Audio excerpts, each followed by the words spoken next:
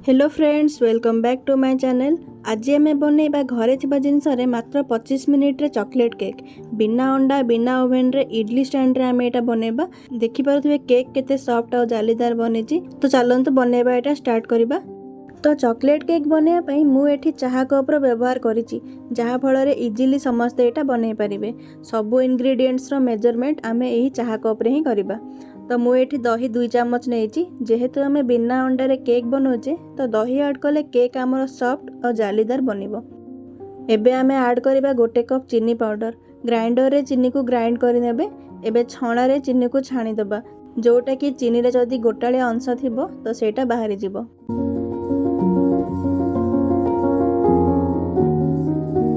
एबे दही और चीनी को भल भाबरे मिक्स करि दबा।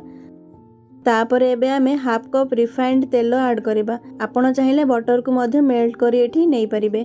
एबे एही चीनी दही और तेल को भल भाबरे मिसै दबा। एबे देखि पारुथिबे तेल ऊपर अछि, किंतु भल भाबरे मिसै देला परे एटा स्मूथ हे जिवो। तो एबे आमे एथिरे 1 पिंच लूण ऐड करिबा।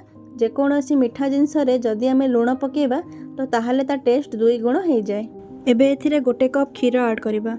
मु एठी सीझा क्षीर को नेइची। बिल्कुल भी गरम किंबा ठंडा क्षीर नेबेनी, रूम टेम्परेचर रे ही क्षीर नेबे। एबे पुणी थरे याकू मिक्स करिबा। तापर मैदा 2 कप नेइची, ताकू भी छाणी दबा। आपण चाहिले मैदा जगह रे गहम आटा भी नै परिबे।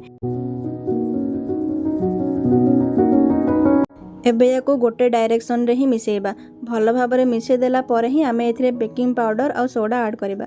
जदी एई टाइम रे ही बेकिंग पाउडर और सोडा ऐड करिबा ताहले हमरो केक हार्ड बनिबो। एबे एथिरे फ्लेवर पई 1 चम्मच वैनिला एसेंस ऐड करिबा। वैनिला एसेंस जदी नाही ताहले गुजराती को गुंड करी मध्ये नै परिबे। एबे एथिरे 1 चम्मच बेकिंग पाउडर और 1/4 चम्मच बेकिंग सोडा ऐड करी भल भाबरे मिसेइबा। बैटर आमर टिके थिक लगुची। एबे एथिरे आउ आधा कप क्षीर ऐड करी भल भाबरे मिसै दबा। सोडा ऐड कला परे आमे बैटर को हल्का हाथ रे ही मिक्स करिबा। एबे आमे गोटे जगह रे 2 रु 3 चम्मच बैटर को बाहर करी साइड रे रखिबा। बैटर को कोन पे बाहर कली सेटा आगो को जानि परिबे। सांग माने आपण माने वीडियोटी को जगह रो देखछन्ती मते कमेंट रे जणांतु।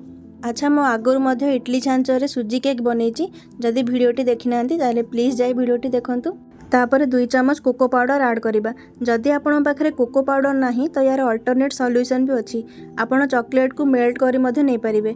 खाली एतिकी ध्यान देबे, जदी चॉकलेट मेल्ट करी नौचंती ताहले क्षीर रो क्वांटिटी टिके कमै देबे, काहे कि ना चॉकलेट रे ऑलरेडी मॉइस्चर थाए। तो देखंतु बैटर रो कंसिस्टेंसी बिल्कुल परफेक्ट अछि। एबे याको 10 मिनिट पई रेस्ट रे छाडी दबा। तो मु केक को इडली स्टैंड रे बनौची। आपण चाहिले प्रेशर कुकर किंबा कड़ाई रे मध्ये बनै परिबे। लूण को ऐड कर देली। एबे याको कवर करी मीडियम फ्लेम रे गरम होवा पई 10 मिनिट पर्यंत रखि दबा। तापर इडली छांच को आमे तेल रे ग्रीस करि दबा। एबे इडली बैटर को ऐड करिबा। पाखापाखी 2टा बड़ चम्मच बैटर आमे पकेबा। सांग माने जदी वीडियोटी आपण मानको भल लागुची ताले लाइक शेयर और सब्सक्राइब करिबा जम्मा भी भूलिबेनी। आपण निज फैमिली और फ्रेंड्स सहित ए वीडियो को शेयर करंतु और मते सपोर्ट करंतु। सब गुड़ा को मु फिल कर देली। एबे याको टिके टैप टैप कर दबा। एबे आसीबो गोटे इंटरेस्टिंग स्टेप। मु जो व्हाइट बैटर को बाहर करी रखिथिली ताकू गोटे छोटो चम्मच रे अल्प अल्प क्वांटिटी नै आमे टूथपिक रे डिजाइन बनाइबा। देखंतु मु एडी केमती करूची, सेही प्रोसेस रे ही करिवे। एटा पूरा ऑप्शनल अछि। आपण चाहिले एटा करि परिबे, नहले स्किप मध्ये करि परिबे। बस एटा केक को टिके सुंदर देखा जाय पई मु एटा बनैची। और पिल्ला मानंको तो एटा बहुत ही पसंद आसीबो, जेहेतु एते सुंदर डिजाइन बनिची। देखंतु टूथपिक रे मु केमती डिजाइन करूची। आपण चाहिले एमती एटा करि परिबे। देखुचंती ना एटा केते सुंदर देखा जाउची। तो चलंतु एबे डेरी न करी याकू फटाफट बेकिंग पई रखिबा। इडली स्टैंड आमर भल भाबरे गरम हे जायची। एबे केयरफुली आमे छांच को या भितर रखिबा। तापरे लीड को कवर करि देई मीडियम फ्लेम रे याकू 10 मिनिट पर्यंत बेक होवा पई रखिबा।